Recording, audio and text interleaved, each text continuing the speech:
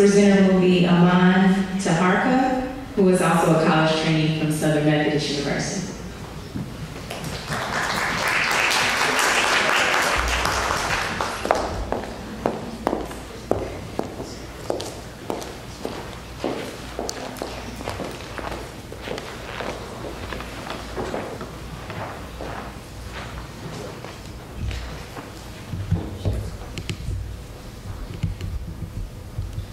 Hello and good morning, everyone. My name is AmunTaharka. I'm a sophomore at Southern Methodist University studying biology.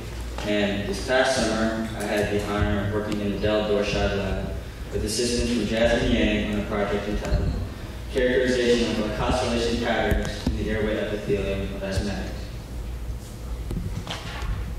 Asthma is a chronic inflammatory disease of the airway characterized by reversible airflow obstruction, bronchoconstriction, or tightening of the airway, filling of the airway lumen space, and excessive and persistent epithelial damage. On a cellular level, there are several phenotypical differences between an asthmatic airway and a non-asthmatic airway.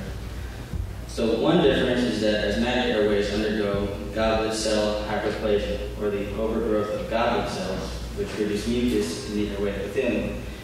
So the mucus in this asthmatic airway is shown in blue. Now this contributes to the filling of the airway luminal space and decreases the ability for reversible airflow through the airway. Now asthmatic airways also see a thickening of the basement membrane, which surrounds the purple epithelial cells, and an increase in airway smooth muscle mass in pink on the diagram. And so this leads to bronchoconstriction or tightening of the airway in asthmatics. Now, the airway epithelium serves the important function of a barrier protecting us from harmful agents that we constantly inhale through the air, such as viruses, allergens, and other pollutants that we find in the air every day. And so the role of repair in the epithelium is actually essential to its role as a barrier, because it constantly needs to repair. It's constantly facing insults all the time. So first we start with a healthy epithelium, and once it becomes damaged, the first step in repair involves spreading and migration of surrounding cells into the wound area. Now, once the surrounding cells spread into the area, they then proliferate to heal the wound and then differentiate by function, as demonstrated by the rebirth of cilia on the top layer of cells. The following the glycoconjugates are listed by each of the steps, modulate each of the following steps of repair. So now this is a panel of elective histochemical stains done previously by the Dorshad lab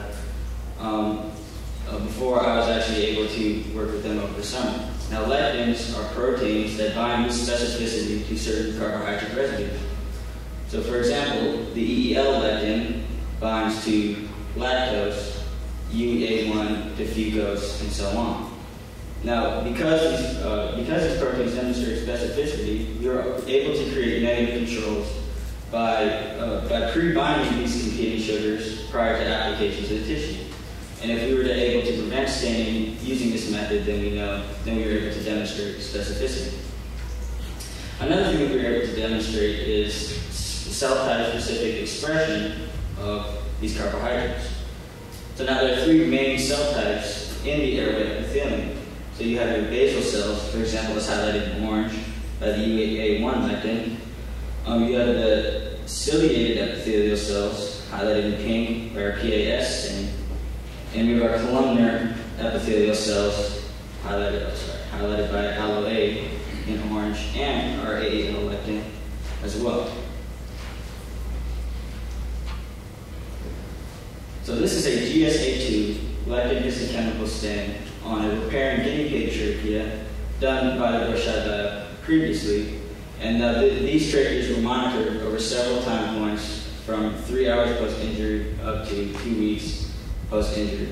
And basically this shows the dynamic process of epithelial repair in the airway. Now following these time points, we can see the different stages of repair. We have cell spreading, then eventually differentiation and proliferation. So this study demonstrates the importance of fucose residues to the process of repair in human airway epithelial cells. So on the top figure, we have human airway epithelial cells, and they are untreated. This is our untreated control. And so surrounding these cells, we have these brown rings, which represent our fucose residues. Now on the bottom figure, these cells were treated with alpha fucosidase, which is an enzyme that breaks down these fucose residues. So now this graph demonstrates that compared to our untreated control, and this is, remind you, this graph's remaining wound area or ability to repair over time, monitored at 6, 12, 8, and 24 hours post-injury.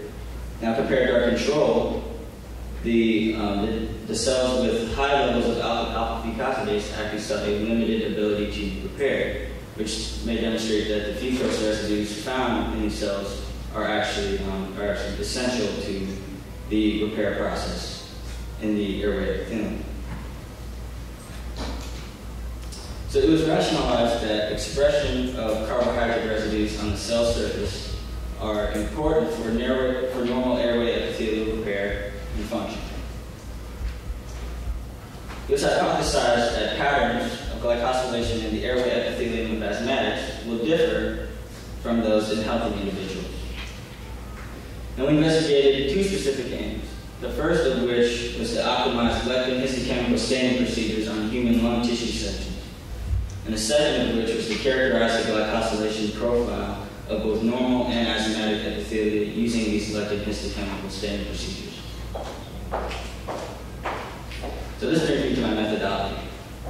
So first, the lectin histochemical staining procedures were optimized on normal human lung tissues, fixed in formalin and embedded in paraffin wax.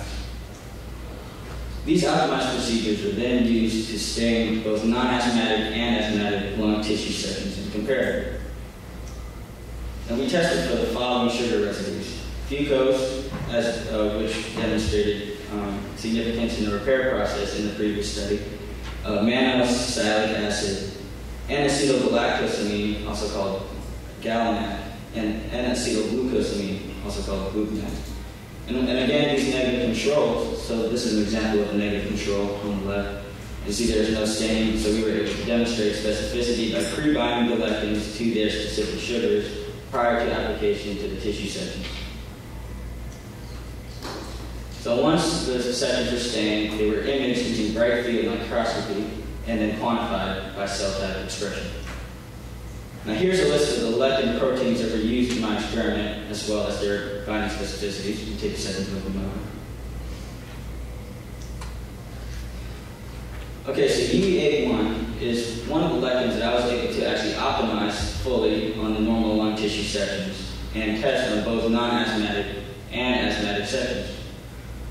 And we were able to demonstrate a difference in expression between the two types. So UEA1 detects fucose specifically, and in the non-asthmatics, we see expression of fucose along the basal epithelial cells and somewhat along the ciliated epithelial cells, but very weak expression among those cells. But in asthmatics, we see a very intense, especially when comparing it to the non-asthmatics, very intense expression of fucose among all the major cell types in the epithelium. So we were able to demonstrate a difference in carbohydrate expression between the non-asthmatic and asthmatic sections. And again, these are negative controls in which we were able to demonstrate specificity. So in summary, appropriate patterns of carbohydrate expression are important for normal airway epithelial repair and function, as demonstrated by previous studies conducted by the Dorshad lab. Now, our data was able to demonstrate differences in glycosylation within the lung tissue between asthmatics and non-asthmatics. Now, carbohydrate expression is cell type specific in the airway epithelium, and abnormal glycosylation patterns may contribute to the dysregulated repair observed in asthma. Now, in the future, I would like to complete the optimization of these lectin histochemical stains, as well as use these optimized procedures to complete our full test of lectins on both non-asthmatic and asthmatic sections. And then finally, I'd like to quantify these things using color segmentation and using cell type, semi-quantitative cell type specific methods. So here's a list of my acknowledgments. I'd like to give a special thank you to the Del Dorshad Lab as well as PSDP. Thank you guys for listening to my presentation.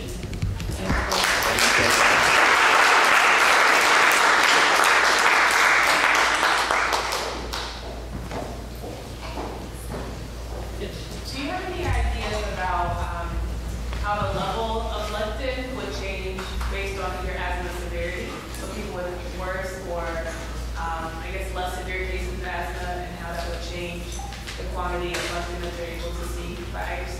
I think we'd have to do more tests. Like, we're still optimizing the full procedures, like for how to use these lectins to stain.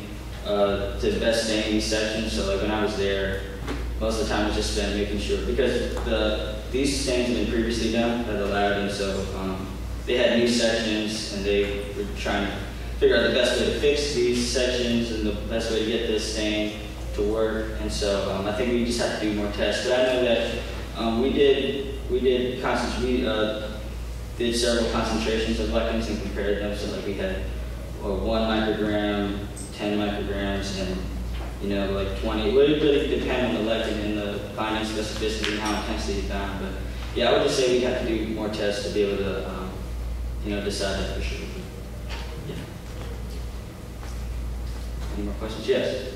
Thanks, Scott. I was wondering if you knew if there's information about maybe steroid inhalation that was taken or treatment from asthma on these patients, if that had any effect on their glycosylation patterns of the lung tissue. Well, actually, I don't know how that affected our patients, but that would be something that I could look into. That's interesting. Yeah. Under constructive commentary, as you know, in 9th and 10th grade, we go through critiquing of our presentations in order to improve flaws. I'm seeing a flaw in your presentation. You open up when a slide